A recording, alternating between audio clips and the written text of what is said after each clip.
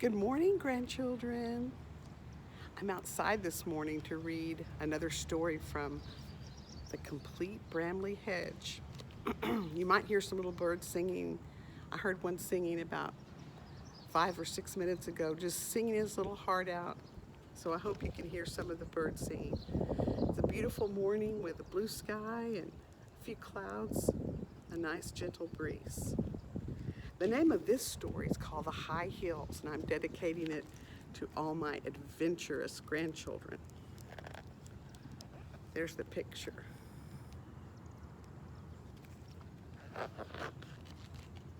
It was the very end of autumn.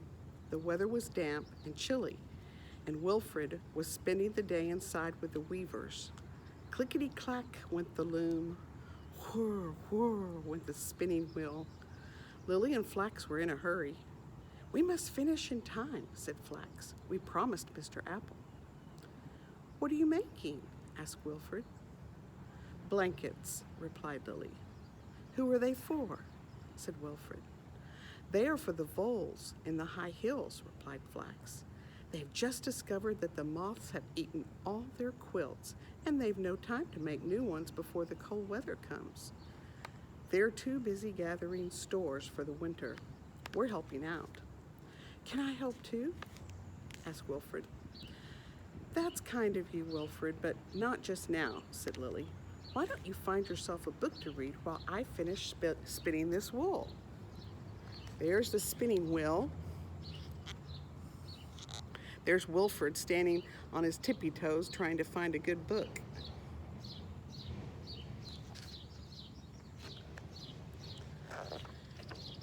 Wilfred went over to the bookcase, and on a shelf, tucked between volumes on the dye stuffs and the weaves, he found a thick book called Daring Explorers of Old Hedge Days. He settled himself comfortably and began to turn the pages. "Sir Hogweed Horehound," he read, "determined to conquer the highest peak of the high hills, for there, he knew, he would discover gold. Alone he set forth, taking in his trusty pack all he needed to survive the rigorous journey." Wilfred sat entranced. You know what entranced means, those of you who are learning to read, when a book can entrance you. The whir of the spinning wheel became the swish of eagle's wings, the clatter of the loom, the sound of falling rock, and the drops of rain on the window, jewels from the depths of some forgotten cave. Was there really gold in the hills beyond Brambly Hedge, he wondered? There he is, sitting entranced, reading his book. Suddenly, a door slammed. It was his mother, come to fetch him home for tea. "I hope he hasn't been too much trouble," said Mrs. Toad Flax. "He's been so quiet we'd almost forgotten he was here," said Lily. "You can send him down again tomorrow if you like." Lily and Flax were already hard at work when Wilfred arrived the next morning. He settled down by the window again to read about Sir Hogweed Horehound and his intrepid search for gold. The morning flew past, and by the time Mr. Apple arrived to collect Wilfred, Flax and Lily had almost finished the cloth. "I'm sorry we couldn't match the yellow," said Flax. "We've used the last of Grandpa's blackthorn lichen, and no other dye will do." "Never mind," said Mr. Apple. "It's the blankets they need. We'll take them up to the hills tomorrow." "The hills?" repeated Wilfred. "Are you really going up to the high hills?" "Yes," replied Mr. Apple. "Why?" "Can I come?" Wilfred asked desperately. "Please say I can." "Oh, I don't think so," said Mr. Apple. "It's too far. We shall have to stay overnight." "I'll be very good," urged Wilfred. Mr. Apple relented. "We'll see if your mother agrees," he said. "Come on, young mouse. It's time to go home." There are the little mice finishing up their quilts for the voles. To Wilfred's surprise, his mother did agree. "It will do him some good to be in the open air," she said. Wilfred rushed upstairs to pack. He knew just what he would need. Sir Hogweed Horehound had listed all the essential gear in his book: rope, a whistle, food, fire sticks, cooking pots, a ground sheet and blankets, a spoon, a water bottle, and a first aid kit. And I had better have a special bag for all the gold, said Wilfred to himself as he gathered everything together. He went to bed straight after supper. It was a long way to the high hills, and to get to the Voles by dusk, they would have to make an early start. Next morning, soon after dawn, Flax, Lily, and Mr. Apple called for Wilfred. They were carrying packs on their backs full of cloth and blankets, and there was honey and cheese and a pudding for the Voles from Mrs. Apple. Wilfred hurried down the stairs. "Whatever have you got there?" asked Flax. "It's my essential gear," explained Wilfred. "You won't be needing a cooking pot. I've got some sandwiches," said Mr. Apple. "But I must take everything," said Wilfred. His lip began to quiver. "How can I find my gold without my equipment? How can I find gold without my equipment?" "You'll have to carry it then," said Mr. Apple. "We can't manage any more." There's all the essential gear. Here's Wilfred meeting the Flax to set on the journey.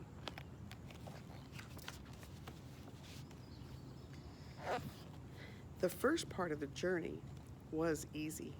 The four mice went up the hedge, past Crabapple Cottage, the store stump, and Old Oak Palace. Then they rounded the weavers' cottages and arrived at the bank of the stream. Carefully, they picked their way over the stepping stones and clambered up into the buttercup meadow.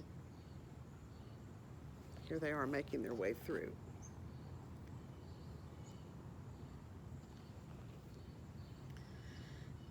Wilfred strode through the grass, occasionally lifting his paw to gaze at the distant peaks.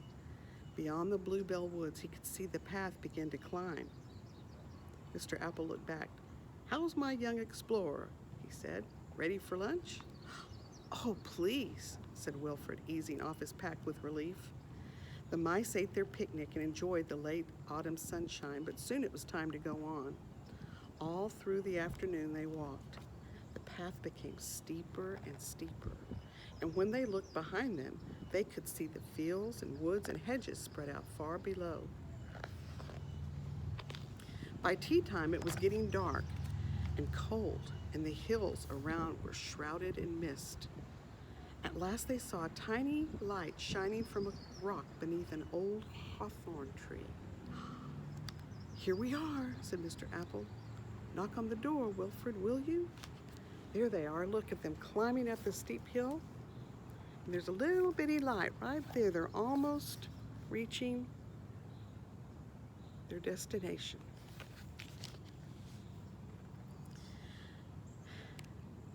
An elderly vole opened the door just a crack. When she saw Mr. Apple, she cried, "Pip, fancy you climbing all this way, and with your bad leg, too." "We couldn't leave you without blankets now, could we?" said Mr. Apple. The mice crowded into the cottage and soon were sitting around the fire, drinking hot bilberry soup and resting their weary paws. For Wilfred, the conversation came and went in drifts, and soon he was fast asleep. Someone lifted him gently onto a little bracken bed in the corner, and the next thing he knew, it was the delicious smell of breakfast sizzling on the range. There they are in the little house, all cozy.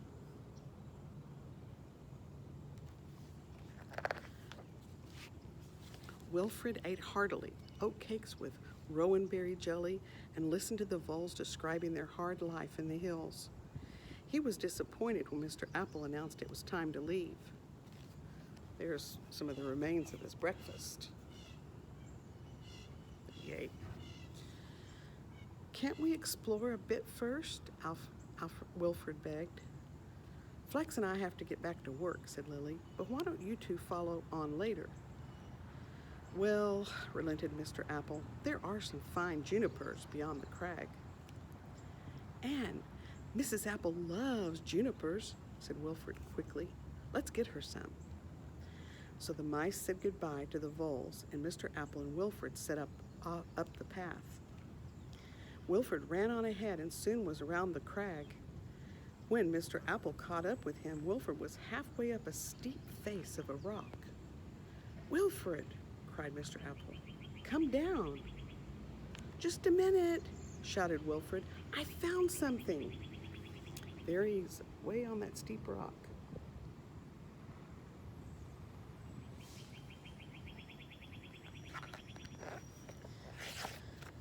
Mr. Apple watched as Wilfred pulled himself up onto a narrow ledge and started scraping at the rock and stuffing something into his pocket. Look, cried Wilfred, gold. Don't be silly, Wilfred, shouted Mr. Apple. That's not gold. Come down at once. Wilfred looked over the side. His voice faltered. I can't, he said. I'm scared. Mr. Apple was exasperated. Wait there, he shouted. Slowly he climbed the steep rocks, carefully placing his paws in the clefts of the stones. The ledge was very narrow. We'll edge along this way. Perhaps the two paths will meet, he said. We certainly can't go down the way we came up. Here they are on the very narrow ledge.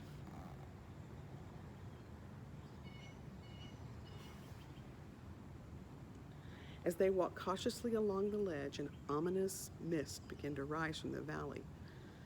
Oh, if only we had some rope, said Mr. Apple. We ought to rope ourselves together. Wilfred put his paw in his pack and produced the rope. Mr. Apple tied it carefully around Wilfred's middle and then around his own. And it was just as well, for a few minutes later they were engulfed in a thick white fog. Look, there they are. See, the fog is coming and covering up so they can't see very well. Turn to the rock face, Wilfred. We'll ease our way along, one step at a time. They went on for a long time. Then they took a rest. As they sat on the wet rock, the mist parted for a few seconds, just long enough to show a deep, strange valley below. Mr. Apple was worried. He had no idea where they were. It looked as though they would have to spend the night on the mountain. It would be very cold and dark, and all he had in his pocket were 2 sandwiches the voles had given him for the journey down. His leg was feeling stiff and sore, too. What was to be done? He explained the situation to Wilfred. It's all my fault, said Wilfred. I didn't mean us to get lost. I just wanted to find gold like Sir Hogweed. Never mind, said Mr. Apple.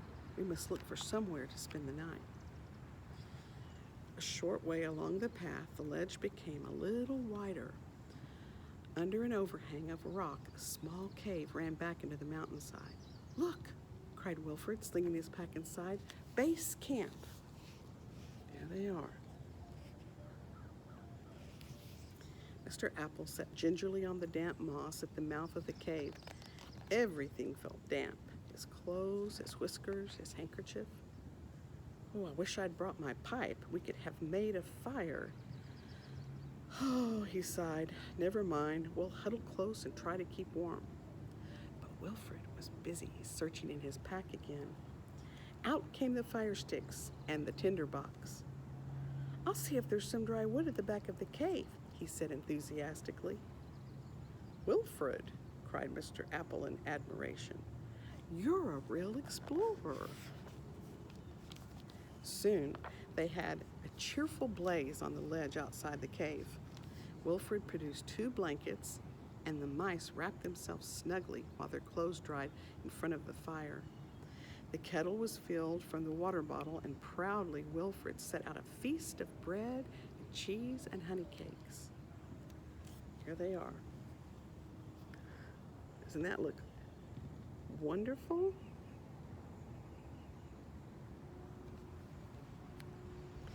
You know, said Mr. Apple as he settled back against the rock, I haven't enjoyed a meal so much for years." To while away the time, Mr. Apple began to tell Wilfred stories of his adventurous youth, and as they talked, the mist gradually cleared and a starry sky spread out above them.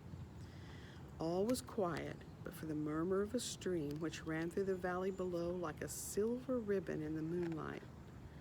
Warmed by the fire, they became drowsy and soon fell asleep. The next morning, they were woken by the sun shining into the cave. "It's a beautiful day," called Wilfred, peering over the ledge. "I can see a path down the mountain." See the sunshine coming in the cave, the morning sunshine? Mr. Apple sat up and stretched his leg. It still hurt. "We'll have to go down slowly, I'm afraid," he said. "Is it your leg?" said Wilfred. "I can help." And he brought out a jar of comfrey ointment from his first aid kit. They packed up and set off down the path. Mr. Apple did the best he could do, but his leg was very painful. He managed to get as far as the stream, but then he stopped. Oh, in that picture you can see Wilfred putting the ointment on Mr. Apple's foot.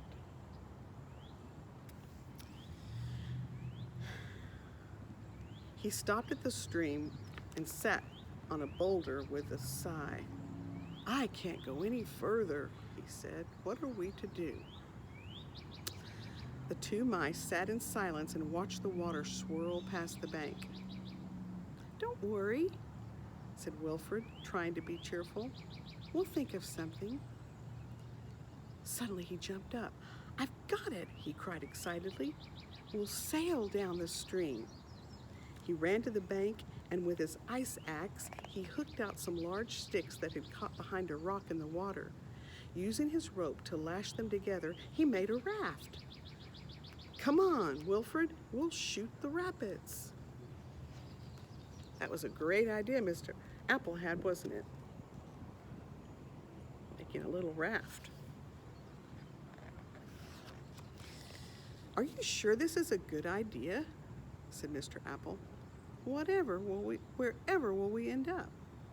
"Don't worry," said Wilfred. "It's going to be all right." Oh, it's actually Wilfred's. It was Wilfred's idea to do the sailing. And so now Mr. Apple's wondering if it was really going to be a good idea. He doesn't know where they'll end up. "Don't worry," said Wilfred. "It's going to be all right." Carefully they climbed onto the raft. Mr. Apple let go of the bank and they were off. They were swept into the middle of a stream as it raced down the mountainside, twisting and turning, sweeping and splashing, careening over the rocks and cutting through deep banks.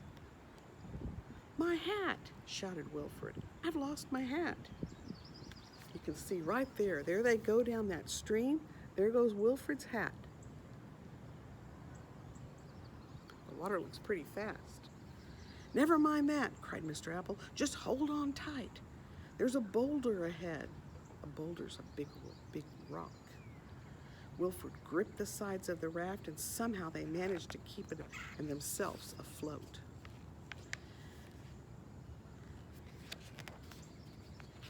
Down by the stream, Dusty was ferrying a search party of mice over to the buttercup meadows when he suddenly caught sight of a small red hat floating on the current. "Look there!"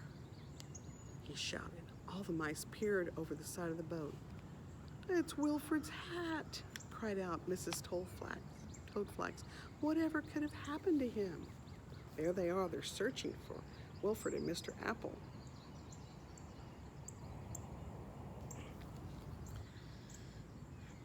"Can he swim?" asked Mrs. Apple anxiously. Meanwhile, Wilfred and Mr. Apple were beginning to enjoy their trip on the river. The ground had leveled out and the pace of the stream had become gentler. They looked about them with interest. "Wilfred," called Mr. Apple, "can you see what I see? I'm sure that's our willow ahead." Wilfred stared at the bank. "It is!" he yelled. "And there's the old oak palace and the hornbeam. This is our stream." As they rounded the bend, they saw the Brambly hedge mice climbing out of Dusty's boat. At the very same moment, Mrs. Apple looked up and cried, "Look, look, there they are." The mice turned in amazement. The raft was almost abreast of them. "Quick," shouted Dusty, "catch hold of this rope and I'll haul you to shore." There you can see Dusty sending out the rope. You barely see Wilfred's little hands to catch it. As the two mice clambered out of the raft and up onto the bank, they all hugged each other. "Wilfred, you're safe," cried Mrs. Toadflax. "My dear, what has happened to your leg?" said Mrs. Apple. Lord Woodmouse took charge. "Come on, everybody," he said. "Let's get these travelers home and dry, and then we can hear the full story." The mice made their way along the hedgerow to the hornbeam tree. Soon everybody was sitting around the fire, eating cake and drinking acorn coffee. "Now, tell us exactly what happened," urged Flax. "Well, it was my fault," explained Wilfred again. "I was looking for gold, and I got stuck. Mr. Apple had to rescue me, and then we got lost. And Mr. Apple's leg hurt so much, we had to come back on the raft." "Did you find any gold?" interrupted Primrose. "No, only this silly old dust," said Wilfred, pulling the bag out of his pocket. Flax and Lily gasped. "Wilfred, that's not dust. That's Grandpa's blackthorn's lichen. It's very rare. You are clever. Wherever did you find it?" Primrose ran to fetch some paper, and Wilfred proudly drew a map so that they could find the place again. "And when we go, you shall come with us, Wilfred," promised Lily. Here they all are. And there's Wilfred pouring out the gold dust, the golden colored dust from his bag. It was the lichen. Now the lichen was valuable because that's what they made the color, the yellow color, to dye the blankets with. So they were excited about it. Mr. Apple was soon tired, and he and Mrs. Apple went home to Crabapple Cottage. One by one, the visitors drifted away. It was time for the explorer to go to bed. Wilfred followed his mother up the stairs. "What adventures," she said, washing his face and paws and helping him take off his muddy dungarees. Dungarees are kind of like overalls or jeans. Wilfred climbed into bed, and as mother tucked him in, he thought of his night beneath the stars, and snuggling down under his warm blankets, he was soon fast asleep. There's Wilfred's mother helping him wash up. Well, that was quite an adventure, wasn't it, from the Brambly Hedge book. I love you all. Have a great, adventurous day.